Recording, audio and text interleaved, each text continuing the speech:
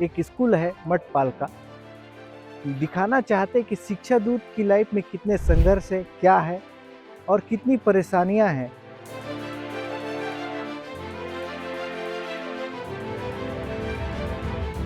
ये वो शिक्षा दूत है जो बस्तर के अंदरूनी क्षेत्रों पर गांव वालों के माध्यम से हम गांव में आके बात किए, सर्वे किए। सर्वे करने के बाद गांव वालों के माध्यम से ही ये स्कूल हम संचालित कर रहे हैं।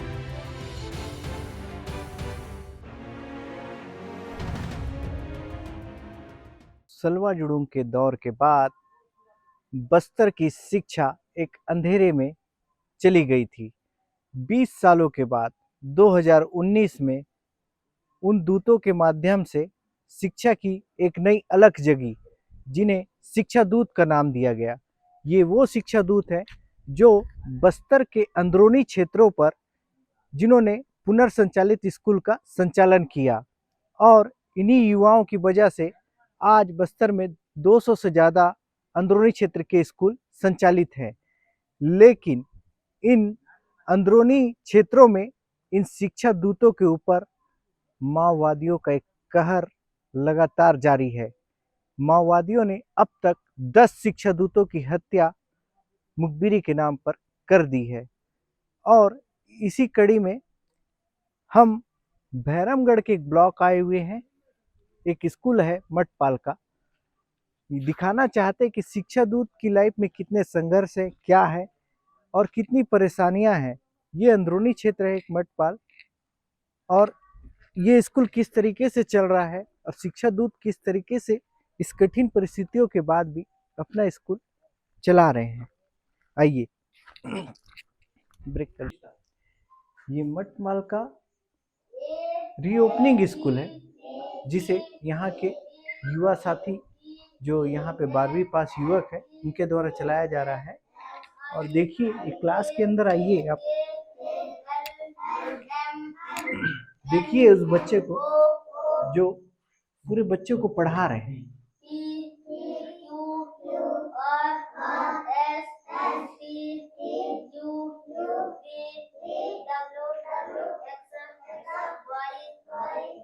क्या नाम था आपके भाई का जिसको मार दिए और कब कैसे घटना हुआ, थोड़ा बताओ। कल्लू ताती सर उसका नाम। क्या हुआ था उस दिन, वो स्कूल गए थे पता नहीं? सर वो सुबह उठ के यहाँ से निकला है 8 बजे समय। तो यहाँ से निकला, बच्चों नेंद्रा में बच्चों को पढ़ाने के लिए जा रहा हूँ करके निकला है। तो उधर जाने के बाद बच्चों को भी पढ़ाया। बच्चों को पढ़ा के तो वहाँ ये बोल रहे हैं कि बच्चों को पढ़ा के 2 बजने के बाद छुट्टी किया है। छुट्टी करके वहाँ रिश्तेदार के घर है, वहाँ थोड़ा आराम किया है। आराम करके सुबह 3 बजे उठ के घर आ रहा था करके बोल रहे हैं सर। तो 3 बजे मैं उसको कॉल की हूँ। कॉल करने के बाद उसका फ़ोन बंद बताया। बंद बताने के बाद तो क्यों बंद बता रहा है ना, चार्ज खत्म हुआ ना क्या करके ऐसी थी। फिर बाद में 20 तम कॉल करने के बाद भी फ़ोन बंद बता रहा था। तो हमको डाउट लगा ना कुछ हो गया रास्ता में, ना क्या, ना सांप वगैरह काटा, ना किसी ने पकड़ लिया, ना क्या करके हमको डाउट लगा है। तो फिर भी हम क्या सोचें, तो कभी कभी उधर जाके किसी दिन उधर जाके वहीं खाना खा के सोया करके मम्मी भी बोली है। ऐसा बोलने के बाद हम भी सोचे कि उधर ही सोया होगा, कल सुबह उठ के आएगा करके। तो उधर सोया तो फ़ोन क्यों नहीं उठा रहा है, क्यों बंद किया है, ऐसा डाउट लगा। तो हम रात में ही जाएंगे करके सोचे, तो बारिश हुआ है, बहुत ज़्यादा बारिश होने के बाद हम जा नहीं पाए हैं उधर। तो हम सुबह उठ के हम इधर से मम्मी और पापा सुबह 4 बजे उठ के ढूंढते हुए जा रहे थे। उनका दोस्त के घर में गए हैं कोरछाली। तो वो लोग बोले हैं कि इधर से सुबह जाते समय हम देखे हैं, तो आते समय नहीं देखे, नहीं आया है, तो इधर हमारा घर में नहीं आया करके बोलने के बाद मम्मी और पापा उधर ही गए। रास्ता पकड़ के जाते समय उनका डेड बॉडी नेंद्रा और कोरछाली बीच के जंगल में पड़ा था नीचे। कोई पर्चा वर्चा फेंके थे वहाँ? नहीं सर, कुछ नहीं था वहाँ। फिर वैसा ही फेंक दिए थे रास्ता में, छाता छाता ऊपर रख दिए थे। और पूरा डेड बॉडी भी पूरा भीगा था, और डेड बॉडी के नीचे से पानी भी गया है, पूरा कीचड़ हुआ था डेड बॉडी। अभी तो ये नहीं लग रहा है कि कैसे ऐसी मार दिए बिना वो काम, ऐसा कोई गलत काम किया था क्या? ये तो हमको नहीं पता था, हमको भी नहीं लग रहा था ये गलत काम कर रहा है करके। वो भी हमको नहीं बताया ऐसा ऐसा करके। तो कभी पकड़ के ले जाके जन अदालत में बैठाए, ऐसा भी तो नहीं है सर। तो ऐसा कभी किए थे बोलने से तो हम समझते थे, तो ऐसा भी कभी नहीं हुआ है। तो हमको कैसा मालूम। तो कोई भी गलती करता है तो ऐसा बिना पूछे, परिवार को बिना पूछे, जहाँ मिलता वहाँ मार के कुत्ता के जैसा फेंकने से किसको पता सर। तो अभी आप लोगों को डर लग रहा होगा घर में? तो डर तो लगता है हमको भी। तो अपना घर वाला भाई को ऐसा कुत्ता के जैसा मार के फेंक दिए तो हमको डर लगता है सर। तो कोई फोर्स वाले आए थे क्या कि डरना मत या ऐसा कुछ बोले? नहीं सर, नहीं आए थे। बाद में हम इधर यहाँ से डेड बॉडी उधर गंगालूर में ले जाने के बाद इधर आए थे करके बोल रही है मेरी भाभी, ऐसा बोल रही थी सर। और विभाग के कोई अधिकारी लोग आए थे, शिक्षा विभाग के कोई? नहीं सर, जब दफना है उस दिन आए थे, तो ऐसा पूछने के लिए। तो कुछ मुआवजा उआवजा देने का कोई बात हुआ है क्या? कोई मदद करने के लिए सरकार बोल रही है कुछ? ऐसा तो कुछ नहीं सर। अभी क्या चाहते हो आप लोग? सर तो हमारा भैया तो नौकरी कर रहा था यहाँ का, एक ही लड़का अच्छा से पढ़ा था इस गांव में। तो कोई भी मतलब इस घायतापारा में एक ही लड़का था, अच्छा से पढ़ाई किया था, टीचर काम कर रहा था। पहली बार उसका नौकरी लगा था, फिर भी वेतन भी नहीं लगा, मतलब नहीं मिला था, ऐसा शुरू हुआ था। तो ऐसा मार दिए। तो वो हम लोग सोचे थे कि माँ पापा और परिवार वाले, हमारा बच्चा अच्छा से पढ़ाई किया है, टीचर बन गया है, परिवार के लिए उपयोग होगा, तो हम कुछ करेंगे तो घर वगैरह अच्छा से बनाएंगे, ऐसा परिवार के लिए बहुत उपयोग होगा लड़का करके हम इतना उसी के ऊपर हम भरोसा रखे थे सर। तो ऐसा किए, हमको अभी कुछ भी नहीं मिलेगा। तो कोई नौकरी तो करने वाला तो कोई नहीं है, वही कर रहा था। और कोई नहीं पढ़ा है घर में? नहीं सर, कोई नहीं है, सभी लोग ऐसा खेती काम कर रहे हैं। तो सरकारी नौकरी वही एक ही जन कर रहा था। कहाँ तक पढ़ा था वो? Degree sir. डिग्री किया था? जी सर, डिग्री पास हुआ था। और हमारे साथ धीरेन बेंजाम जो है शिक्षा दूत है, जो 2019 से इस मठपाल स्कूल को पुनर्संचालित कर चला रहे हैं। आइए जानते हैं उनके सामने कितनी समस्याएं हैं और कितनी चुनौतियां हैं इस बस्तर के अंदरूनी क्षेत्र पे शिक्षा की अलग जगाने को लेकर। आपका एक बार नाम बता दीजिए। मैं धीरेन्द्र वंजाम, प्राथमिक शाला मधपाल। 2019 से मैं शिक्षा दूत में कार्यरत हूँ। 2019 में नवंबर 2019 से स्कूल संचालित हो रहा है। तब यहाँ शेड भी नहीं बना था, तब झोपड़ी बना था, तब बहुत ज़्यादा दिक्कत हो रहा था। गांव वालों के माध्यम से शेड बना, उसके बाद फिर हम लोग सर्वे करके बच्चों को संचालित कर रहे हैं स्कूल में।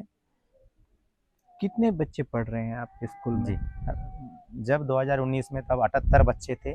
अब कुछ बच्चे मतलब 5वीं पास हो गए, उसके कुछ बच्चे आश्रम उश्रम में भी चले गए। अभी मेरे पास अब 26 बच्चे लोग हैं।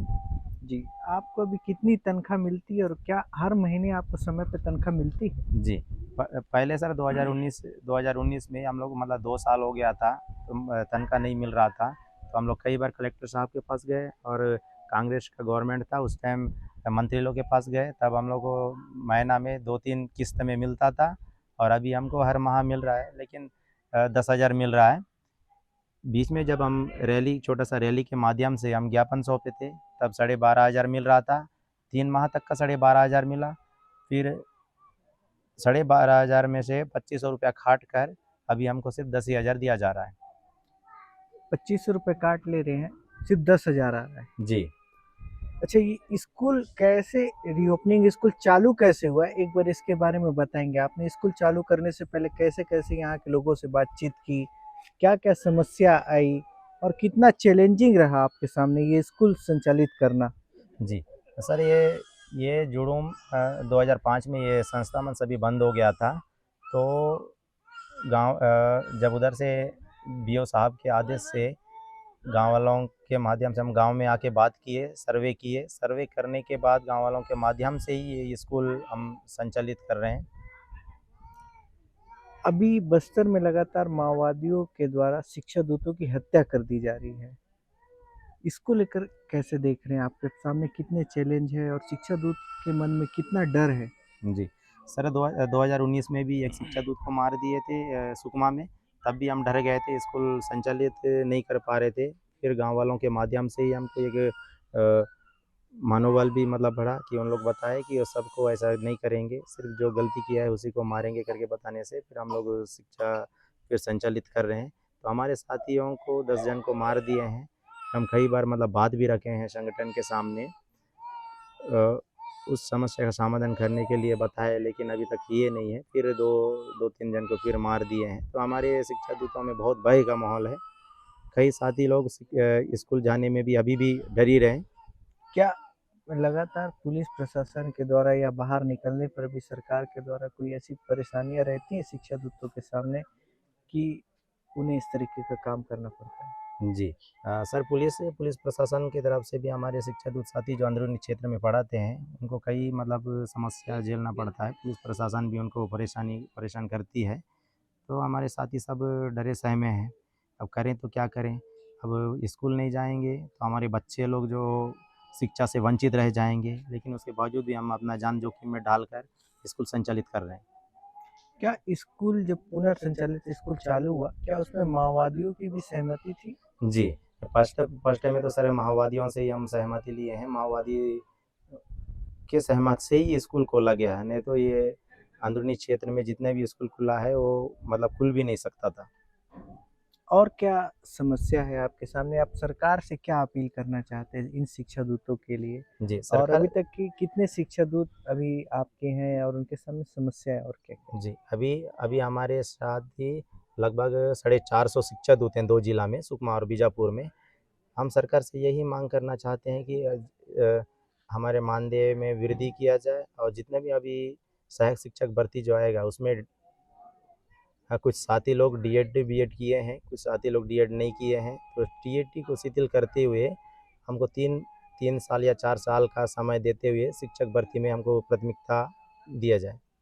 कितनी कठिन परिस्थितियों के बाद भी यह स्कूल चल रहा है और इन कठिन परिस्थितियों के बीच में माओवादियों के द्वारा मुखबिरी का आरोप लगाकर 10 से ज़्यादा शिक्षा दूतों की हत्या कर दी गई है। रौनक शिवहरे, विस्तार न्यूज, मटपाल।